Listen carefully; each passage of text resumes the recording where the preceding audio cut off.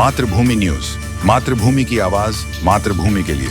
સુરતમાં ચોમાસું અંત તરફ હોવા છતાં ભૂવા પડી રહ્યા છે ત્યારે કામરેજ વિસ્તારમાં દાદા ભગવાનથી નનસાડ રોડ રાધિકા સોસાયટીની બાજુમાં પુલ પર ગઈ રાત્રે ગાબડું પડ્યું હતું, જેમાં એક ટ્રક ફસાઈ ગઈ હતી, જે મહા મુસીબતે નીકળી હતી।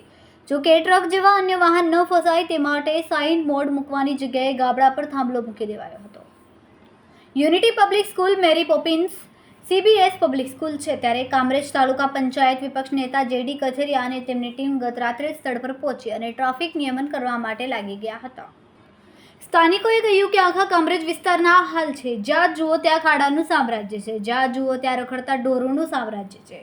અહીં કાયદો વ્યવસ્થા નીતિ નિયમ જેવું કંઈ લાગતું જ નથી। ગ્રામ પંચાયતના ભાજપી સભ્યો પણ મન ભાવે તેમ કારભાર ચલાવે છે।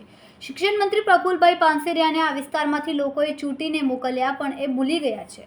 ખૂબ જ ટૂંકા સમયમાં માતૃભૂમિ ન્યૂઝ OTT પ્લેટફોર્મ અને મેગા સિટીમાં કેબલ નેટવર્ક સાથે જોડાઈ જશે, તો જોતા રહો માતૃભૂમિ ન્યૂઝ।